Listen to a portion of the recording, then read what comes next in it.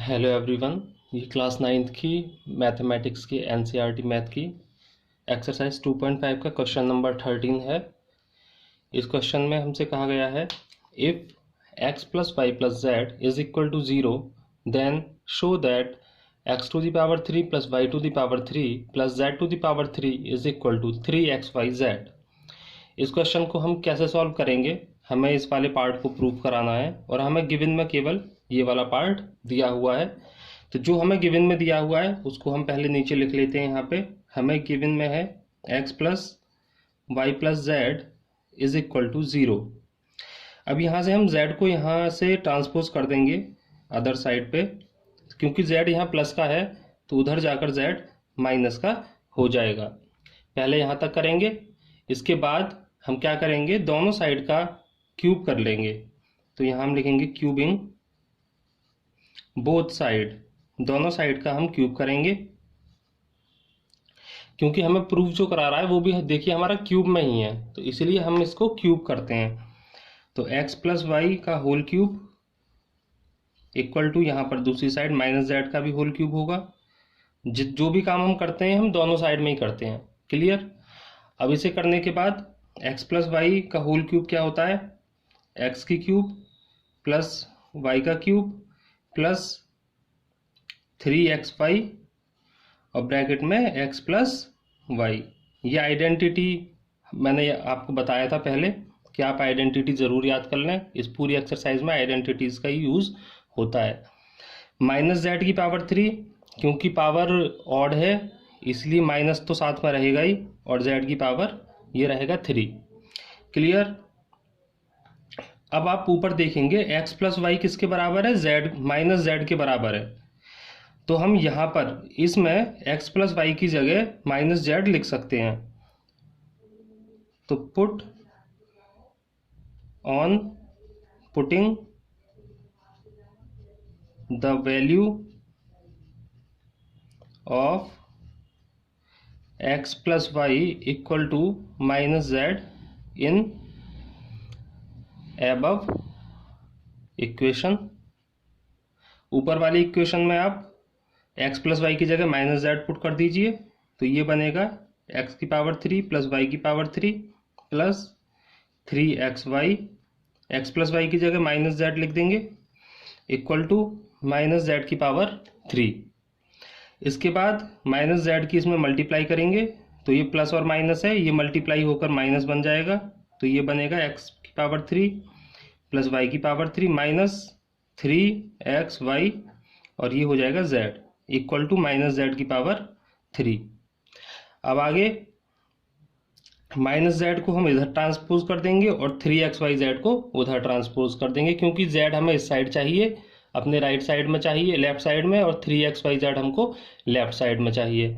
तो बिल्कुल जो हमें प्रूव करना है उसकी तरह से इसको एडजस्ट कर देंगे। अब तो ये x की पावर 3 प्लस वाई की पावर 3, ये माइनस का z है तो ये इधर आकर प्लस का z बन जाएगा। तो प्लस का z की पावर 3 इक्वल टू ये माइनस 3xyz है, ये दूसरी तरफ जाकर बन जाएगा प्लस का 3xyz। तो यही हमको देखो प्रूव करना था, यही हमको क्वेश्चन में प्रूव कराने के लिए बोला था कि x की पावर 3 प्लस वाई की पावर 3 प्लस z की पावर 3 3xyz के बराबर हो। तो हमारा लास्ट में ये प्रूव हो गया, x की पावर 3 प्लस वाई की पावर 3 प्लस z की पावर 3 इक्वल टू 3xyz। कैसे किया था हमने क्वेश्चन को, एक बार दोबारा से रिपीट कर देते हैं।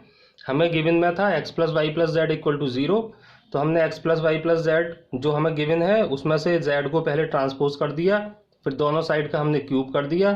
क्यूब करने के बाद जो x प्लस वाई की वैल्यू थी वो हमने ऊपर से इसमें पुट कर दी, और उसके बाद हमने इसे सॉल्व कर दिया और हमारा यहाँ पे आंसर आ गया।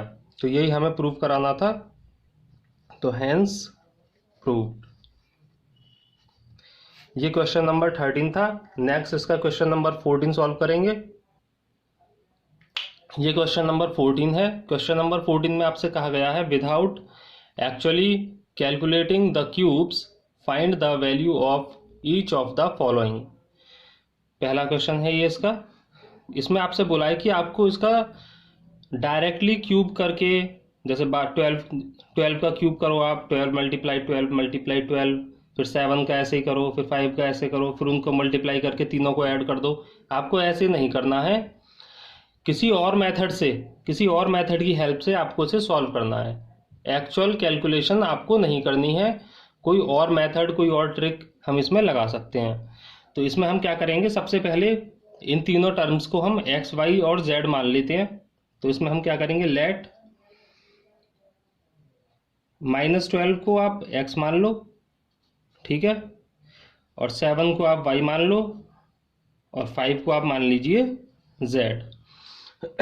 अभी हमने लास्ट जो क्वेश्चन नंबर 13 था उसमें एक आइडेंटिटी अभी हमने पढ़ी थी। उस आइडेंटिटी में क्या था, if x plus y plus z, if x plus y plus z 0 के बराबर होता है, देन तब क्या होता है, x की पावर 3 प्लस वाई की पावर 3 प्लस जेड की पावर 3, ये इक्वल हो जाता है 3x y z के। तो पहले हम चेक करते हैं क्या हमारा x y z ये तीनों ऐड करके 0 बैठ रहे हैं या नहीं। अभी हम इन्हें ऐड करेंगे तो देखो -12 प्लस 7 प्लस 5, x की जगह -12, y की जगह 7 और z की जगह 5, ये तीनों ऐड करते हैं तो ये तीनों ऐड करके आ रहे हैं आपके 0। तो हमारा अगर ये तीनों ऐड करके 0 आ गए तो हम इस वाली आइडेंटिटी का इसमें यूज कर सकते हैं। इसका मतलब x की पावर 3 प्लस वाई की पावर 3 प्लस जेड की पावर 3 ये बराबर हो जाएगा 3xy_z के। तो अब हमारा क्वेश्चन ये बस सॉल्व हो ही गया। यहाँ पर क्या होगा, x की पावर 3 प्लस वाई की पावर 3 प्लस z की पावर, z कितना है आपका 5 है, z की पावर 3 इक्वल टू ये हो जाएगा 3xy_z के।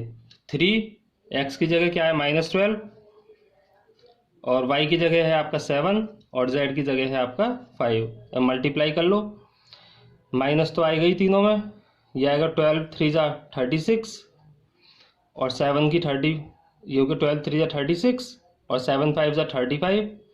अब 35 और 36 का मल्टीप्लाई कर लेते हैं हम, तो 35 और 36 का आप मल्टीप्लाई कर लीजिए। तो 5 6 जा 33, 5 3 जा 15 और 3 18, 3 6 जा 18, 1 3 3 जा 9 1 10, तो 0 8 8 16, 1 1 1 2, तो ये आ जाएगा आपका -1260। तो ये आपका आंसर हो गया। इसमें हमने क्यूब नहीं किया, एक्चुअल कैलकुलेशन नहीं करी, केवल हमने सबसे पहले क्या देखा कि अगर इन तीनों को ऐड करने पर, एक x है, दूसरा y है, तीसरा z है, इसको हमने ऐसे मान लिया, अगर इन तीनों को ऐड करने पर 0 आ जाता है तो इन तीनों का क्यूब का ऐड, तो इन तीनों के क्यूब का ऐड हमेशा कितना होता है 3 मल्टीप्लाई, और इन तीनों का आप मल्टीप्लाई कर दीजिए। क्लियर। तो इसका नेक्स्ट पार्ट करेंगे अब हम।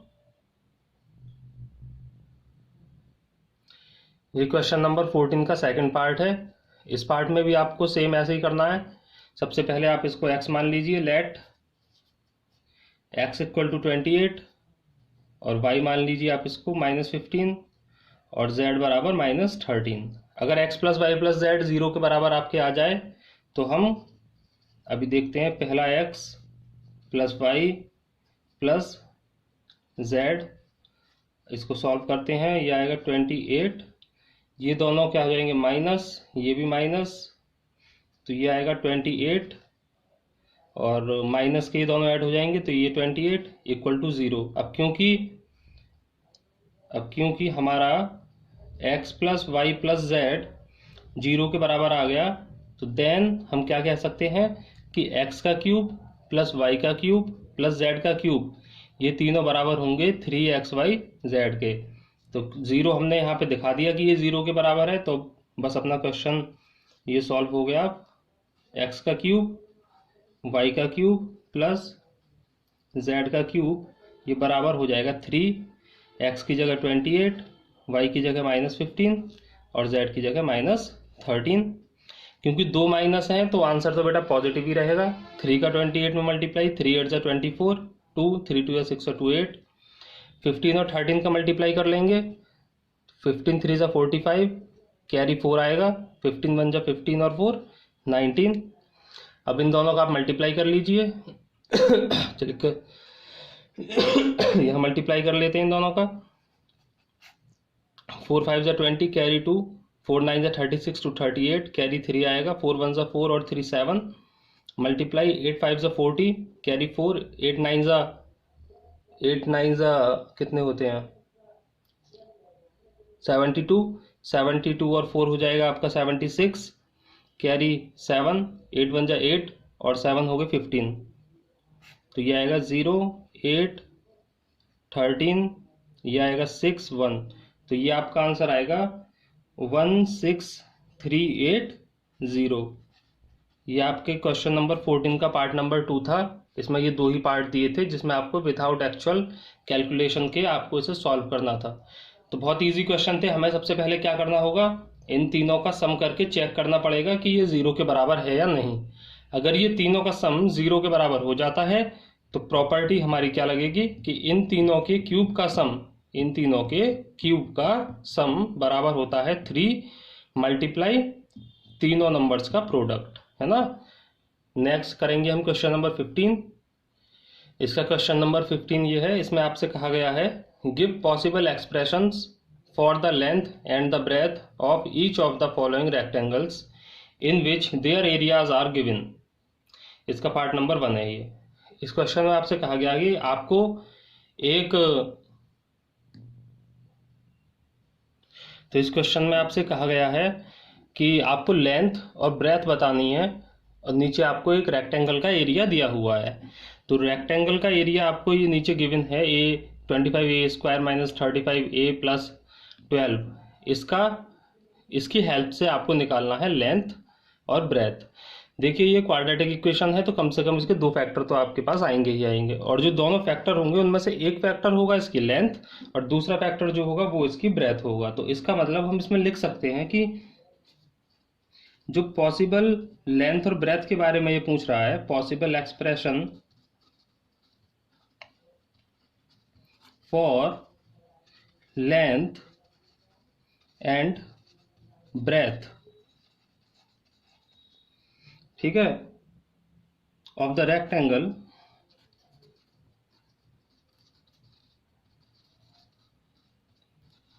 आर द factors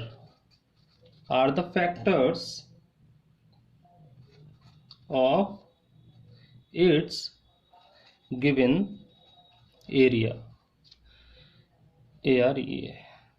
तो ये जो गिवन एरिया है इसके जो फैक्टर होंगे वो ही इसकी पॉसिबल लेंथ और पॉसिबल ब्रेथ होगी। तो इसके हम फैक्टर कर लेते हैं। एरिया आपको दिया हुआ है 25a² - 35a + 12।